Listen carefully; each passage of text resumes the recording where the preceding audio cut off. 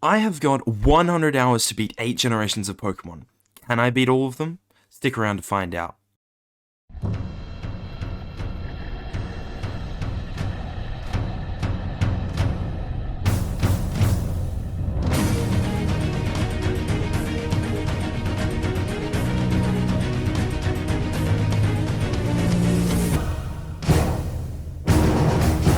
Just because this challenge isn't quite hard enough yet, I thought I'd play every game as a randomizer Nuzlocke. I'll explain what that means in just a second.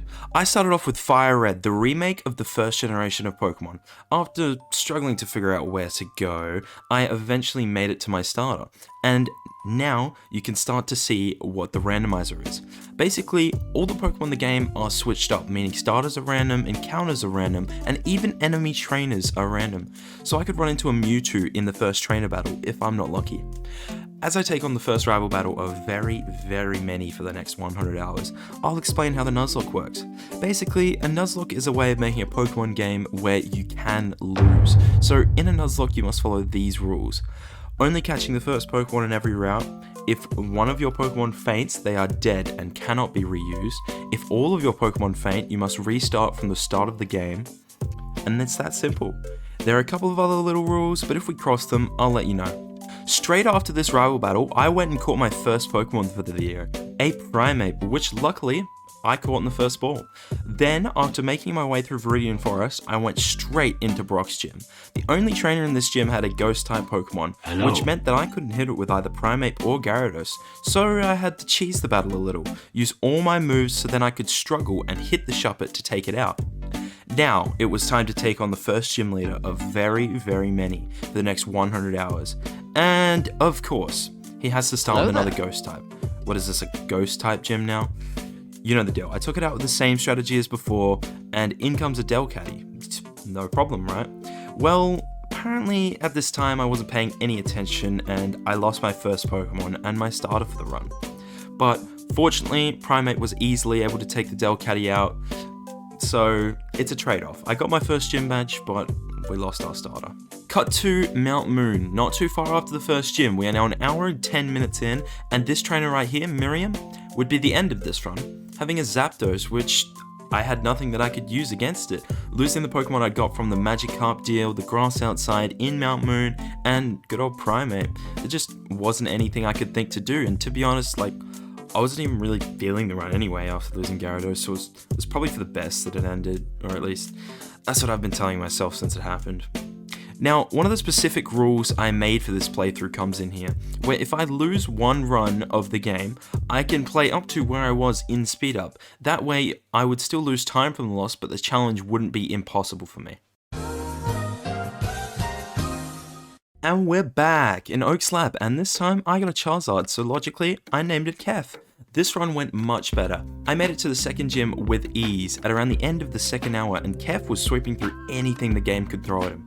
Like so. Misty wasn't a challenge. She thought that Deoxys could stop Kef, but she was poorly mistaken.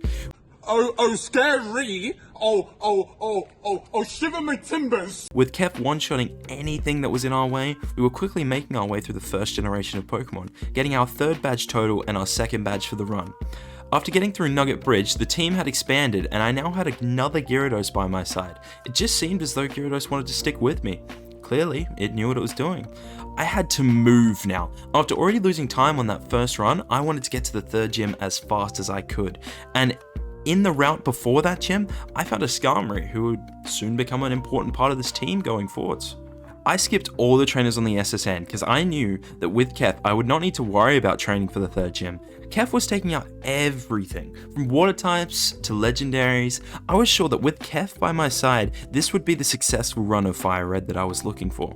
After burning my way through Gary, I went in to fight Lieutenant Surge, who would stand no match for the firepower of Kef. Even with the slight scare of poison, Kef was able to sweep through the third gym, getting us our third badge for this run.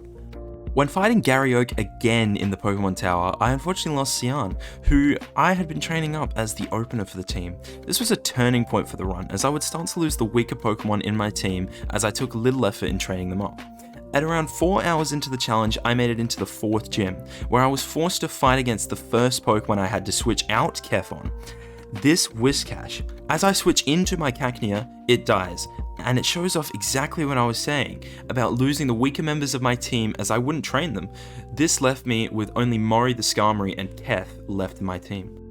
After making quick work of Team Rocket and Giovanni for the first time, I then headed to get my static encounter of either Hitmonlee or Hitmonchan. From this I got a Dragonair, which would once again put the odds back in my favour for the run. But then, Koga's gym happened. And not even fighting the gym leader, the unthinkable would occur. I had no idea what to do against this Donphan, and I decided to Dragon Rage might be my best bet. Dragonair gave it a shot, but Donphan had it by the throat. I switched in Kef on the Donphan, as throughout the rest of the run, Kef was beating what it was weak to, but this time was different.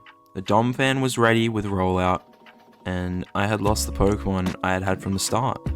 The Pokemon that almost got me through every battle of the game so far. The glue of my team. Was it even possible for me to beat the game now? I had a strong team, but I wanted to make a good time as well. Little did I know that the rush of trying to get that good time would be the downfall and the very thing that would make me lose 20 hours in the first generation of Pokemon. Just you wait and see. Using a majorly underleveled Mori to somehow beat Koga after that tragedy, I was on the ropes. But not only that, this is where my knowledge of Gen 1 would not help me, as I had no clue where to go. Like, I still hadn't beaten Sabrina, but I went and beat Koga. It is no wonder I was underleveled. Mourning and lost, I went to find my way to Blaine, the 7th gym. Instead of heading directly south from Pallet Town, I headed south from Koga's gym, leading me directly to Articuno, which I had no clue was there. And in case you didn't know, in randomized Nuzlocke, if you find a legendary, it will be randomized to another. And so, my super underleveled team would now be face to face with a level 50 Rayquaza. I lost again, 7 hours into the Nuzlocke, and this would be the start of a chain reaction of losses, as it would continue to happen until a run where I got Groudon as my starter. Like Kef, Groudon was able to carry me through the entire game easily. But better now, because this time I knew what I was doing. This time I would prevail. Doing Sabrina's gym, heading the right way to Blaine's gym. I had even got Charmeleon, which meant that Kef once again was back in my team by the time that I fought Blaine. I was now unstoppable.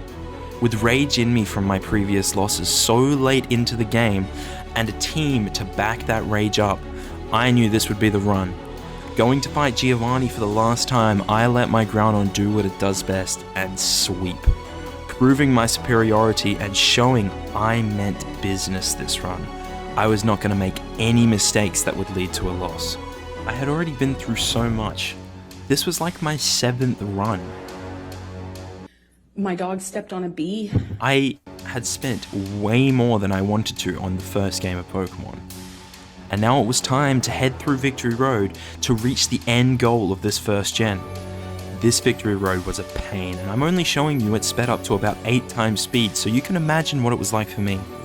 Someone with very little experience in Gen 1, trying to get through the longest route without losing any Pokemon. If all went well, I would be able to stop playing this game that I had now spent nearly 11 hours on, and move on to the generations I'm familiar with. But the game thought that I clearly hadn't been through enough, and I lost 4 members of my team before even making it to the Elite Four. Leaving me with Kef Reincarnate, Groudon, and a low-level Phanpy I had left over in my box, which I would evolve into a Donphan for Cat and Fodder. The game just wanted me to include that Pokemon that had ruined my good run for the most important part of my next run, because it was terrified, trying to get into my head, but even with this setback, I was ready. I knew that with Groudon and Kef, I would be able to do this as long as I played it smart.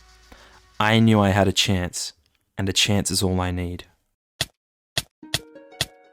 Lorelei was nothing.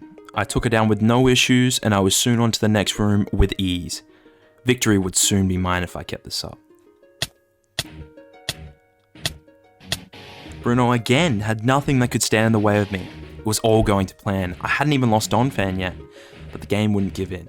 It had one last gambit to throw at me in the form of a Lugia from Agatha. It was time for me to use my brain now, and I had to play this smart or else I could have to restart again, and that is not an option here. I couldn't lose from the place that I was in. It would just make everything I had done in the last 11 hours not matter. I was forced to sacrifice Donphan, but that was fine, as it was the reason I brought it. And that sacrifice was the only reason that I made it through this battle, barely getting to take out Lugia and sweeping through the rest of Agatha's team. With no issues at all, I totally didn't almost lose Groudon, but I beat Agatha. Lance was no trouble, like the first two members of the Elite Four, but one problem was that I was starting to run very low on the amount of moves I had left on each of my Pokemon. And after this battle with Lance, I had run out of full restores.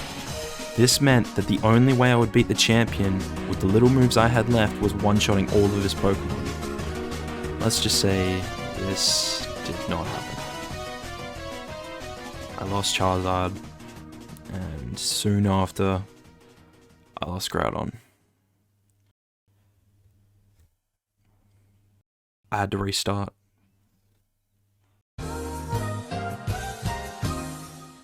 I lost again, and again, and again. I just couldn't stop losing. I had now wasted 15 hours on this challenge, and it was only the first game. But I was determined.